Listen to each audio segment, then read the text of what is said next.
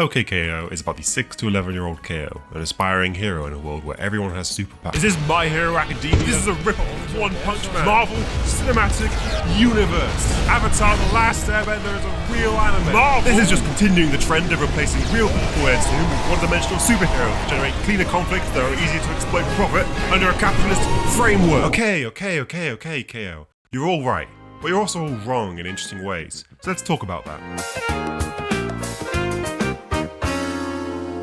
So yes, OK KO does have a very popular premise, but it's the best take on that premise, and to explain why, here's some context. There's always been an element of play to superhero fiction. The earliest memories a lot of people have of superheroes is smashing them together for hypothetical matchups, and a lot of the most successful superhero media incorporates that energy. OK KO is one of the finest examples of this philosophy, and so much more. OK KO is perfect kids' entertainment. It follows KO, who dreams of becoming a hero, as he works at a superhero supermarket with his friends, Jock Alien Rad and Cool Girl Ninja Enid. Each episode is a fast, funny 10 minutes that works great coming home from school or as a Saturday morning sugar rush. Saying it's funny for the parents and the kids is underselling it, because unlike a lot of media that receives that tired platitude, everyone is laughing at the same jokes here. But it's not just content with being funny. On the contrary, it has interesting lessons to teach with a core that feels so fresh. It's one of the forerunners in this new wave of kids shows that makes a point of being unironic. For all the visual similarities OK KO has to 90s media, it inherits none of the cynicism that plagues that era, instead swapping it for something achingly sincere. In an age when the easiest defense mechanism is to just check out and say that everything is dumb,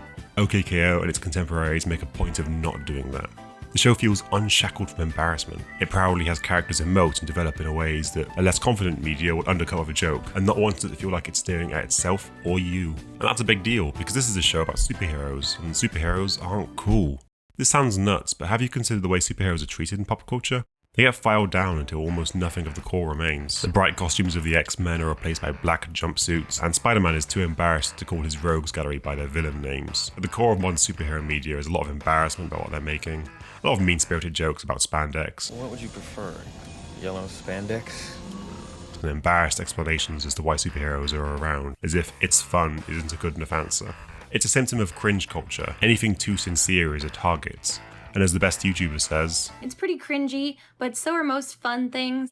OK KO isn't just brilliant from a core perspective, though. It has a carefully crafted cast of characters, and while the show is very episodic, it'll take every chance it can get to throw in some cute development or a charming bit of characterization. On a production level, it's also sharp as hell, featuring a lot of strong talent on all fronts, while never feeling like it's showing off. The colour palette is a sugar cereal 90s fever dream, and simplistic character designs allow the animators more space to be expressive and to flex. The soundtrack gives off the energy of a SNES game that goes way harder than it needs to.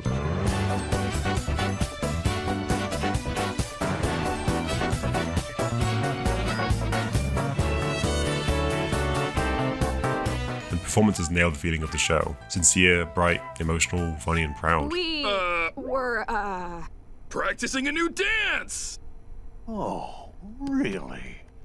Let me see it. OK KO wasn't a big hit, but it wasn't a flop either. It had a 3-season run, each season shorter than the last, before a fantastic bittersweet ending. Studio execs haven't yet found a way to scientifically measure quality, only ratings, and OK KO simply didn't hit the numbers. OK KO deserves to be a classic, and if you're at all interested in something devoid of cynicism and confident in itself, I can't recommend it enough.